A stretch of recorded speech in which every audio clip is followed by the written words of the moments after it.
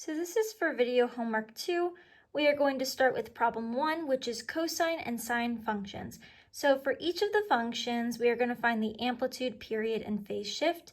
Then we're going to sketch one complete period of the function. So I'm going to start with this one right here. This is y equals 1/2 minus 1/2 cosine times 2x minus pi over 3.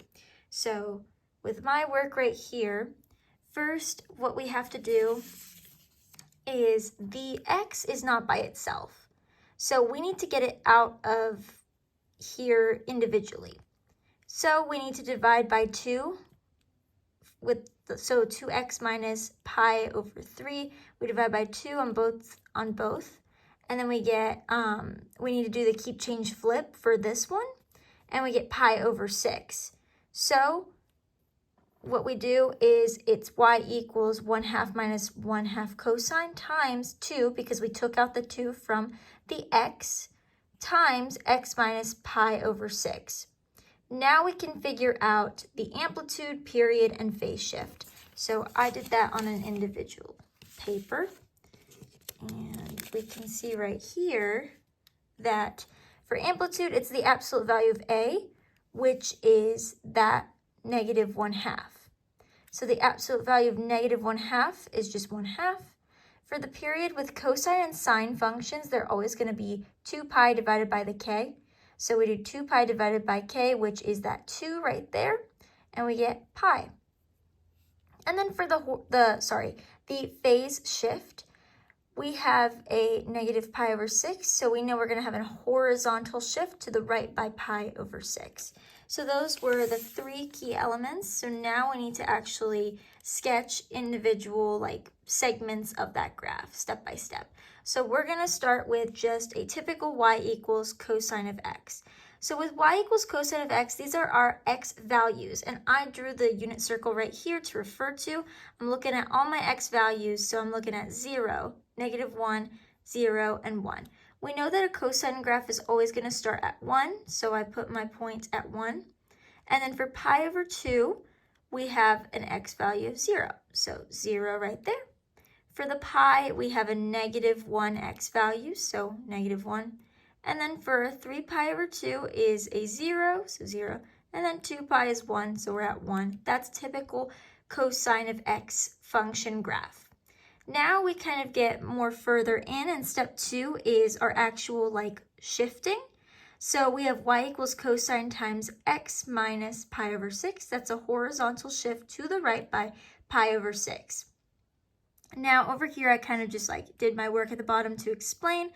So basically, when we have a horizontal shift to the right or to the left, we are changing these values on the line. So originally they were 0, pi over 2, pi, 3 pi over 2, and 2 pi. Well, we're adding 6, because remember, we're shifting to the right, so plus pi over 6. So we add pi over 6 to each of these individual values. So I did 0 plus pi over 6, got pi over 6. Pi over 6 plus pi over 2, 2 pi over 3. Pi plus pi over 6, 7 pi over 6, and etc. And so on. So then that is how I got my graph. The points stay the same with horizontal shifting. You're just changing the values on the line. Okay? So next step is step 3. Now we're doing an actual horizontal shrink or stretch. In this case, because it's 2, it's a horizontal shrink by 1/2. So that means that's our k. Our k is the 2.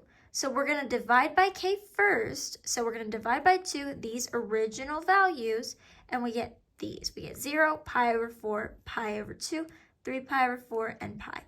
Well, then we had that horizontal shift to the right by pi over 6. So we have to add the pi over 6, and then we finally get these values. Nothing else changes but the values on the line. The points are the same. Okay? So then if we go to the next part, we have our next step, which I just redrew the unit circle to refer to because I always like to refer to it. Very helpful, I recommend. So we have a y equals 1/2 now cosine times 2 times x minus pi over 6. So we have a vertical shrink by half, which is right here. So then it's actually going to change something on this graph. So we can see that right here, that is immediately telling us that's our amplitude. Whatever is right next to the cosine or sine function, we have our amplitude. Our amplitude in this case is a half. So instead of it being 1 to -1, it's going to be a half to -half. So then what's going on here is we are dividing by k, which is 2, and adding pi over 6. We got those same numbers from step 3, and we just put them on the line. But now, instead of it being 1 and -1, it's 1/2 and -1/2. So basically, our values are slightly changing, but they're still on the same spots, but just the number, the numeric value is changing. So, for example, right here, we have pi over 6. We know that 0 usually starts at the 1, right? Well, in this case, because we usually start at 1, it's going to be at 1/2 now because the amplitude has changed. Well, with 5 pi over 12, that was originally pi over 2. So I look and I refer back to my unit circle, and I can see the x value was a 0. Well, in this case, it's going to stay the same. What about 2 pi over 3? That's just pi. It's a -1. Well, if it was -1, it's going to be -1/2.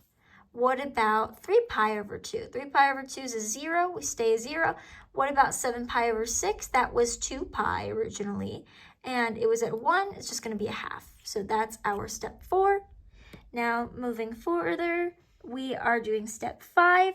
So now we added a negative all the way at the beginning of our function. Now it's a reflection over the x-axis. Everything is staying the same, just like we talked about from this previous step. This is staying the same, but we just flipped it. So instead of 2 pi over 3 being at -1/2, it just reflected and it's at a half. Okay, so we just did a reflection over the x-axis. We went this way. So, we went from here and we flipped it from there. Okay, so now we are at step 6. And step 6 just added a half in front. So we did a half right here. That's a vertical shift by a half, which means up 1/2. So when we do that, it kind of messes around with the way our graph is going to be. These values are the same. We divided by k, which was 2. We added pi over 6. But what's changing is actually like the amplitude aspect. Our amplitude is 1/2. We know that. But what's actually like really changing is the moving of the points going up by a half. So pi over 6 originally was at -1/2. Well, what we do is we move up. So we move to 0.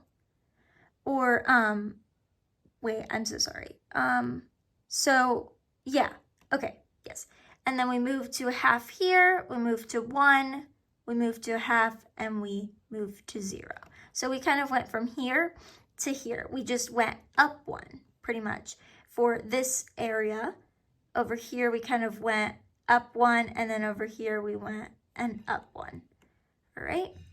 So that was for the original function of y equals 1/2 minus 1/2 cosine times 2 times x minus pi over 6.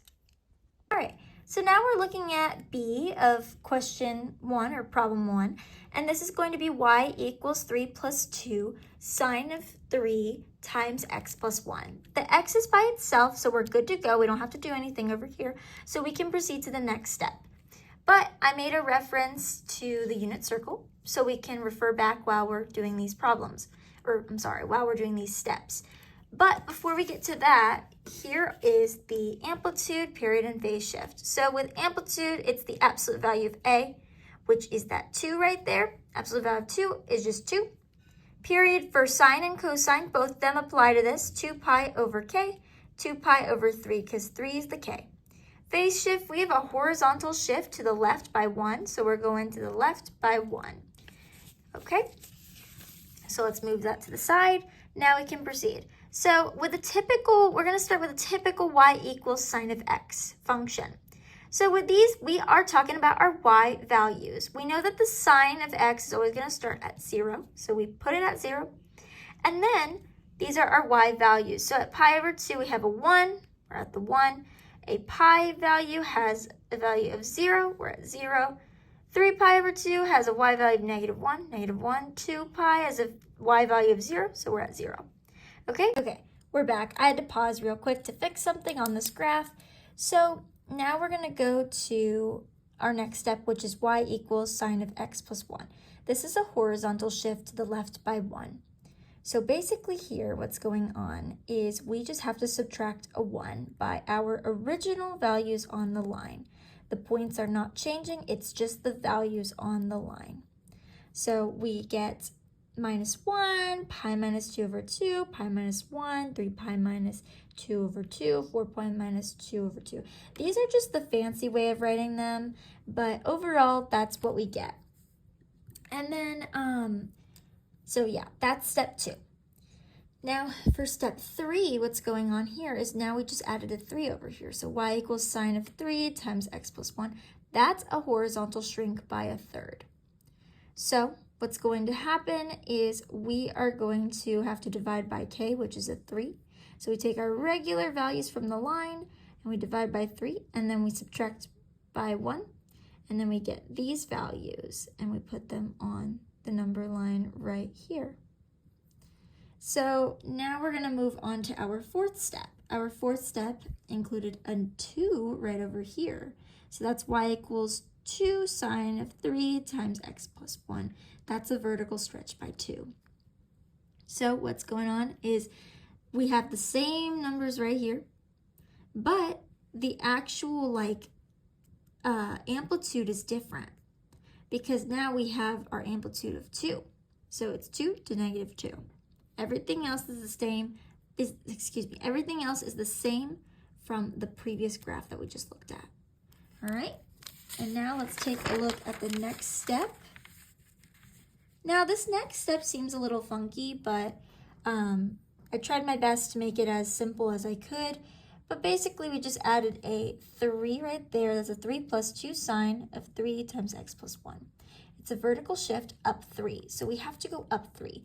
So basically what's going on is originally with our sine graph, we just start at 0, right? So when we start at 0, we are just right over here. Well, if we go up 3, that's 0 plus 3. And the -1 is the 0 because we did the divide by 3 and the -1. So we go up 3. But then for pi over 2, we always were at 1. Well, if we were at 1, now we're going to be at 5. And the reason for this is because we just shifted up 3. But, oh, I'm sorry. So we used to be originally at 1, but the amplitude is 2. Now we shifted up 3, so that went to 5. With pi, what happened is we used to be at the 0, but 0 plus 3 is just 3. With 3 pi over 2, what's going on here is that it used to be at -1, but our amplitude is at -2 originally. So we go up 3 units and we're at 1. And then with 2 pi, we were originally at 0, but then at 3, and we get there. So it looks a little funny, but that's basically what's going on. And that is completed problem 1 of A and B.